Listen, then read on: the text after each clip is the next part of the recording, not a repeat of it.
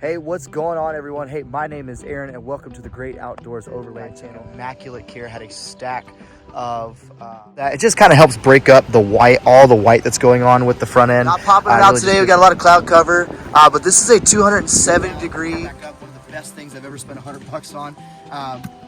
While we're driving, and then I have a solar panel, a little 100-watt, including light bars, the top mount, and everything, and my ditch lights, and so all of that goes to amazing combo for this rig, especially with all the extra weight up front with the 2-inch swing out bar for his player space for obviously store. Hey, what's going on, everyone? Hey, my name is Aaron, and welcome to the Great Outdoors Overland channel.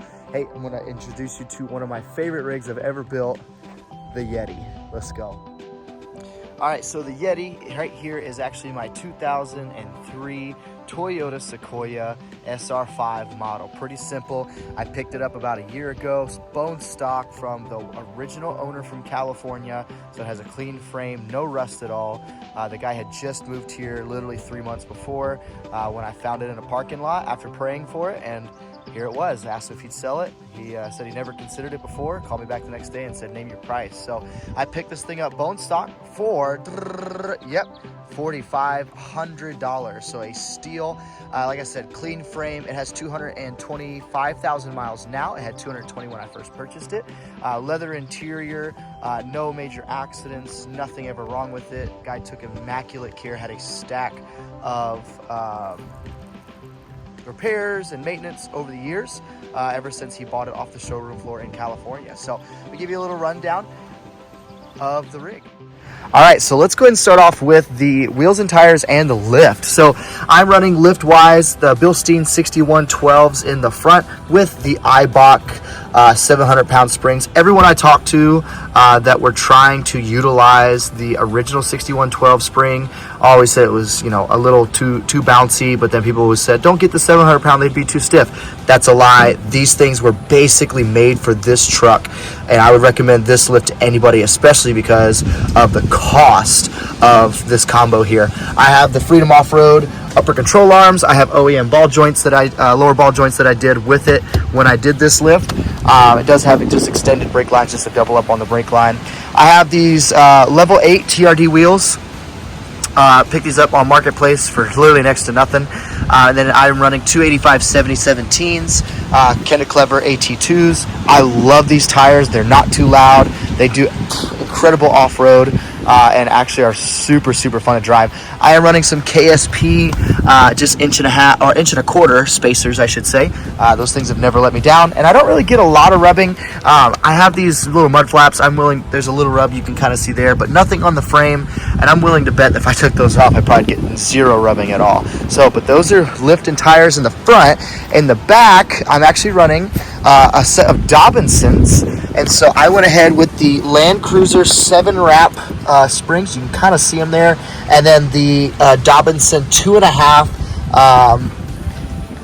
shocks gives this thing in a beautiful ride. And once again, just clean frame, no issues at all. I had this thing undercoated the minute I bought it from a friend in Omaha, which Gotcha's Goo. Totally recommend him to anybody. All right, so we're going to continue with the exterior modifications of the vehicle. And so I bought a Temu grill. It's the tomato grill. That way, it doesn't get in trouble. But honestly, this thing's not bad. It was like $60. Obviously, you can tell it's kind of cheap overall versus like the OEM grill. But you know what? Hey, for $60 for a good look, I would do it. I don't mind it at all. I do have the AVI or the AVS bug shield. I love that. It just kind of helps break up the white, all the white that's going on with the front end. It really just gives it a good look. And then just a simple nightlight up at front. These are the Black Widow headlights from eBay. Totally recommend those with some Oxido headlights in there. And then I'm also running Oxido amber bulbs, LEDs as fog lights as well. That's the front end, and then just a little nightlight light bar just for some little bit while I'm driving off-road or somewhere on the dirt roads at night. Up here at the top, I am running our Sherpa rack. Totally recommend this to anybody. I actually got that for a steal. They were still technically offering the aluminum ones, which was at a cheaper price. I purchased it, but then they said, hey, we actually don't have any, so we're gonna give you a powder coated one for the same price, and they gave me free shipping, which was dope. I am running these. These are the Novesight X lights. I'm running those for my fogs and also for obviously the front. I love these because they produce a little black, not a black, but a orange or an amber X here as like a running light option. I'll kind of clip in a little video of it here. But I absolutely love these things. I love how they look. They honestly give a pretty good spread. They're kind of more of a spot rather than a flood, and so you got to be a little careful with that, but they honestly do a great job. And for the price, couldn't beat it, dude. Couldn't beat it at all. All right, coming around here, you can kind of see it up there, but I have a Roof Nest Condor XL. This is a Gen 1.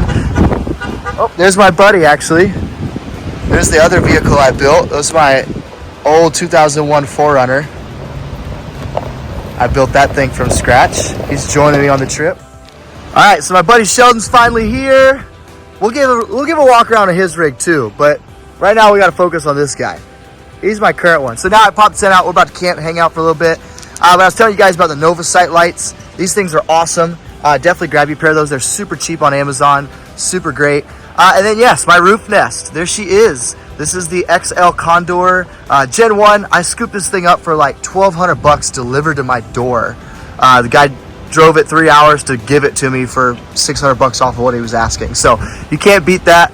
So great tent, just your normal, normal stuff in here. It's just us two this weekend. So I got this whole family tent. Usually me and my wife, my 3 kids all pile in here, but it's just me. It's my favorite time. And then on the back, we can talk. Oh, before I go on to the inside, let me go to the other side of the exterior. And that is my OVS awning. Not popping it out today. We got a lot of cloud cover. But this is a 270 degree full wraparound awning. Another amazing addition. It's been incredible. I love this because even if I'm at the park with the kids for a few hours, I can just pop this thing out. It takes like 5 minutes to set up, and we have covered shade immediately. It's honestly one of the best additions to the truck. So right here we got our platform that I built by hand. I'm not a carpenter. I'm not good at what this is, but I didn't want to spend $500, and so I spent about $150 at Home Depot. And so we got our drawers here, full 52-inch drawers. I took the rear seats out of this Sequoia. This has everything I need, really. It's got JetBoil Genesis, one of the best things on the market. This thing's a little overpacked because we're actually camping, so I got like trash bags, but Brew Trek for coffee, pots and pans, lighting equipment, fire, any type of emergency gear, hammock, and then I also have the Maxi Track compressor. We use this every time we air down and air back up. One of the best things I've ever spent $100 on. Literally the most amazing. And then I have some Rhino 4x4 off-road recovery gear. So all of this usually stays stocked throughout the year no matter what. Some of these things kind of come and go, but that way I can just kind of throw in some food, throw in some drinks, and hit the road. On the other side, just push these in. All right, ready? Yep.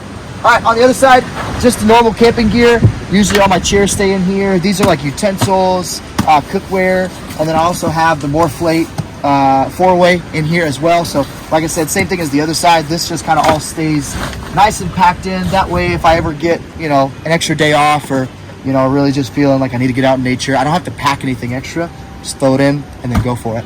And then right above it is my fridge. So we got the Bouge RV. This is the 40 quart. Picked it up on Facebook Marketplace for less than $50. And then I got the DFG tilt and slide. And so this just pulls right out. And then as it comes down, it slides out. There's all room for your drinks, freezer, everything you ever need. We're just doing a quick little trip, so it's not actually stocked. I have this thing on plugged into my Jackery 1000. The fun thing about this fridge is it really doesn't pull a lot of power. And so I have about 38 to 40 hours of runtime on that thing on a full charge. And then I usually just keep it plugged into the vehicle while we're driving. And then I have a solar panel, a little 100 watt, that'll plug it in when we're parked at camp. So, all right, put this back. Interior, got my tan leather seats. Love these things, nothing wrong with them. And then in here, I am running the TEQ mount on top of, I have the Boss Audio Systems radio. And then I did go ahead and replace all my JBL speakers with the Power Bass or whatever the Amazon ones were. But on this mount, I use it for my radio, but then also have a bullet point mounting systems, mounting solutions, iPad mount for all of my Onyx off-road that I use. And then I am using a Nightlight little 6-gang switch for all of my lighting, including the light bars, the top mount and everything, and my ditch lights. And so all of that goes to a little switch box in the under the hood. Takes care of everything I need. I did do the little cigarette lighter delete, did the 2 little USBs, so now I can charge 2 of those at any point. Those are coming from the radio, so just did delete and pull it through. One of the best decisions I've ever made. But otherwise, interior is pretty much bone stock. Got my kids seats in here. We do run 3 wide with the kids seats, and so that's why I got the Sequoia, was because, well, we love these things. We got here my former vehicle. This is used to be my 2001 Toyota 4Runner, but now it is actually my buddy Sheldon's, and him and his wife Courtney travel around the country in this thing, doing what I really built it to do, which was to look really cool, get beat up, and really push its limits. And so here it is. One of my favorite things about this truck is that, honestly, it's just ugly enough to be good. It's just ugly enough to be good.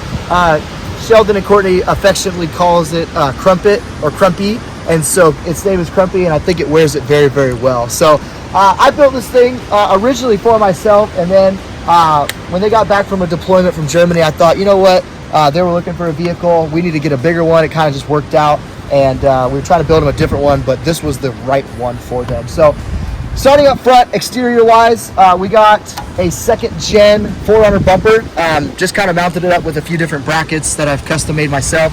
We have the Speedybilt XRC 9,500 pound winch steel cable here.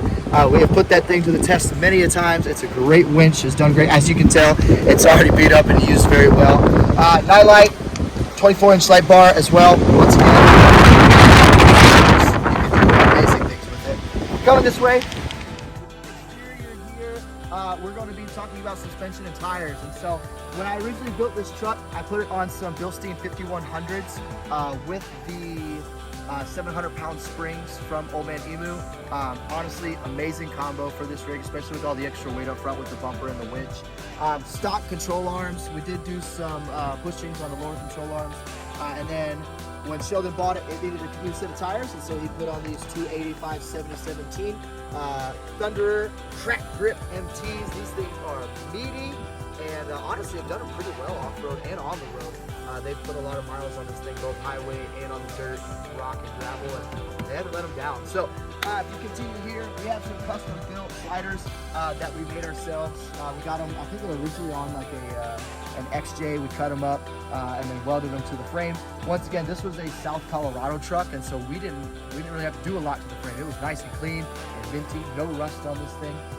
And then we are running the Spider Track 1.25 inch spacers all the way around, and that just helps give us a little bit of extra stability on and off the road here.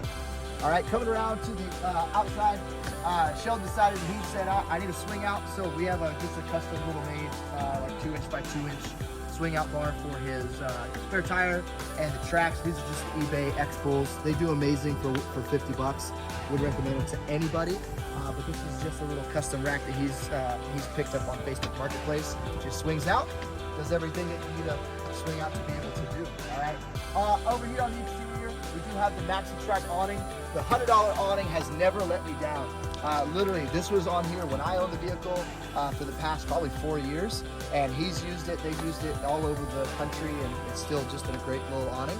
And then he's running the Alpha, the Tough Stuff Alpha Overland XL, I believe, tent, and so it's also a king-size tent up there. Him and his wife love it. Sheldon's a bigger dude, so he loves being able to get in there and make some room. Then we did get just a little eBay snorkel. You know what? This is one of those situations where we say we're not professionals, we're just dumb enough to try it. And so it's not the best cut, but it does do the job. It makes sure that no water gets into the engine, but it does a great job still. We have the Nightlight ditch lights, just like the Amazon brackets, same thing. These have been there, honestly, for as long as I've owned the vehicle. I put these on probably day one when I bought it, and they're still here kicking, doing a great job. All right, and then all the way around. That's basically going to be the exterior of the tent of the truck. So now we have the rear. We have just a little platform, little race platform here that we run for him. Plenty of storage space underneath for all of their bags. They're military people, and so they love just kind of chucking everything to a chuck bag, just tossing it in. They know where everything is. And then same thing on top, plenty of space for obviously storage, and then for the day that they get their fridge. He's going to get it here soon, I believe that, and that way they'll have plenty of room. But that's going to be our 4Runner here, and then of course we got to show you on the inside, because no off-road rig is perfect, but this one is just right. All of his different patches he's earned across the world as they've served our great country. So just a cool little memoriam of everything that they've had the chance to do. So there we go. Well, guys, thank you for joining us today on our little rig walk around. We hope you enjoyed it. Hopefully this gave you a couple ideas of how to take your version of Crumpy and push it to the limits. All right, guys. Hey, thank you for joining me for a walk around of the Yeti 2003 Sequoia. Hopefully, if you guys have any questions about this, I'd love to answer them. But there'll be some more things that we're going to do in the future as we take this thing off-road some more and just enjoy the outdoors with it. So otherwise, hope you guys have a great day. Get outside, enjoy the nature out around us.